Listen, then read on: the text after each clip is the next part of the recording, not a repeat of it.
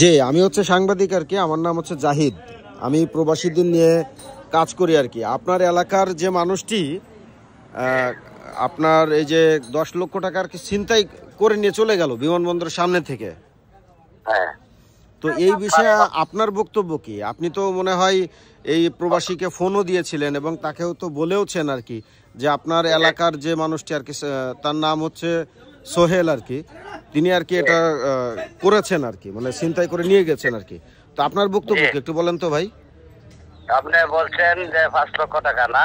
না, 5 লক্ষ টাকা না, ওনার কাছ থেকে সৌদি 30,000 রিয়াল ছিল, যেটা বাংলাদেশের টাকায় প্রায় 10 লক্ষ টাকা, যদি বর্তমান বাজার আপনি আজকের বাজার ধরেন।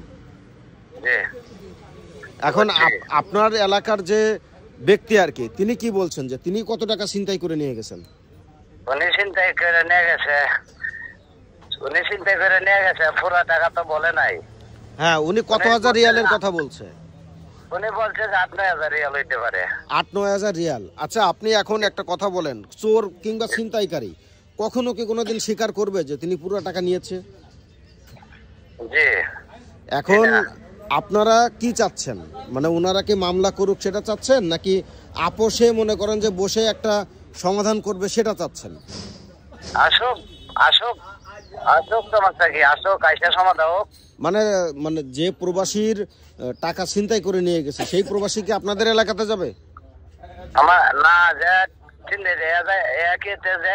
যে চিন্তাকারী সুরে কি বাড়ি যা, কেউ বাড়িতে যা সুরে না, তাহলে এই যে প্রবাসী ব্যক্তি যে কষ্ট করছে আর কি, জি ভাই, আমি এটাও বলতাছি, যিনি মনে করেন যে ছিনতাই করে নিয়ে গেছে তিনিও তো একটা প্রবাসী, তাই একজন প্রবাসী হয়ে আরেকজন প্রবাসীর টাকা কিভাবে নেয়? তিনি জানে না যে এই টাকাটা আসলে কতটা কষ্ট করে তার আয় করা?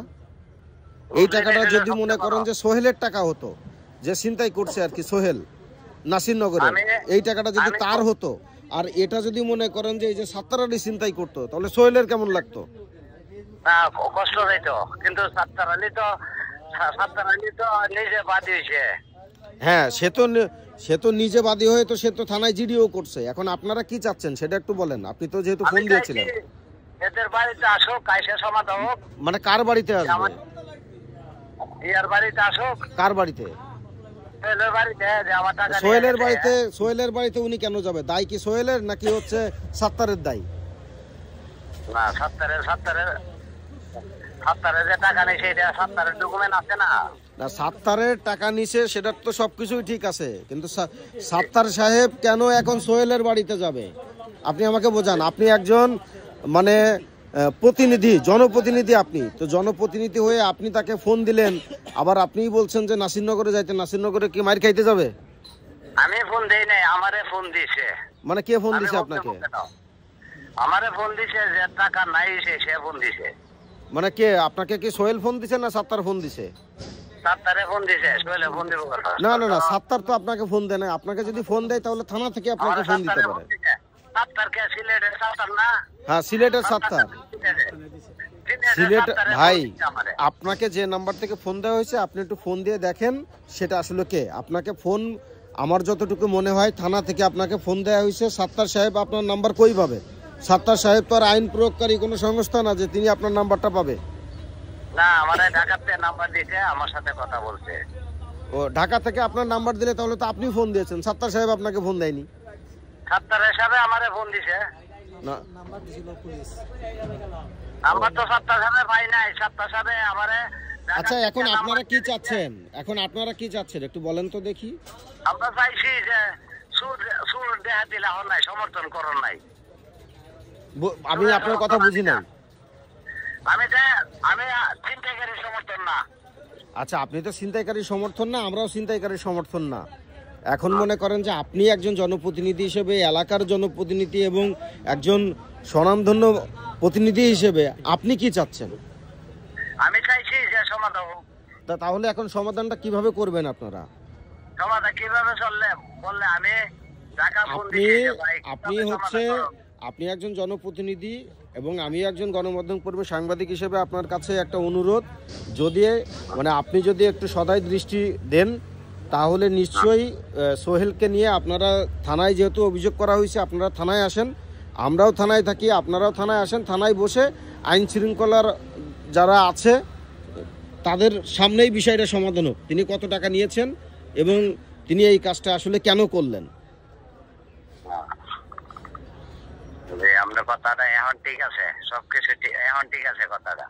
না আমি তো ভাই বেঠিক কথা আগেও বলি নাই। না দেখেন একজন মানুষ দেখেন টাকা সব জিনিস লোভের জন্য মানুষ নষ্ট হয়ে যায়। হ্যাঁ নষ্ট হয়ে যায় না?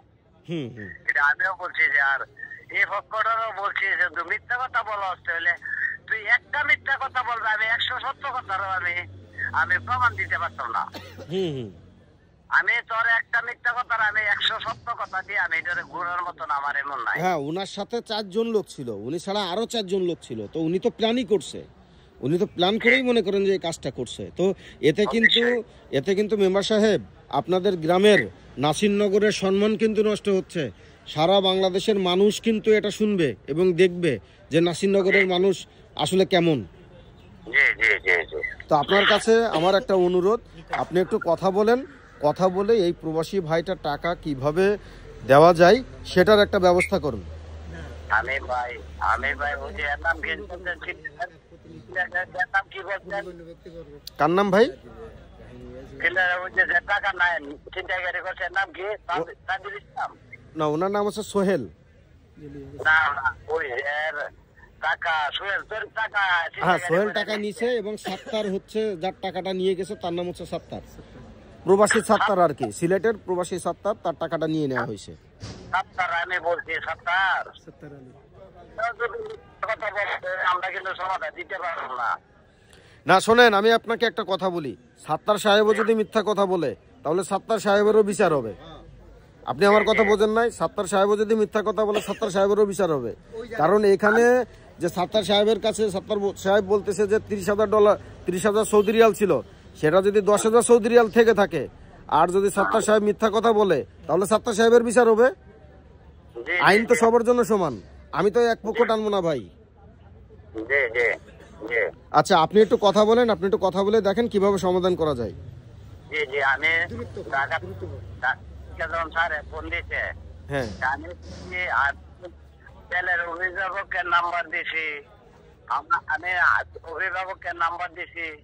এরপরে বলছি যে ভাই আপনার কথা বলার থাকলে অনেক কিছু বলেন যে আপনার ছেলে যেগুলো করছে আপনি কথা বলতে পারেন ইয়ার বাবার কাছে।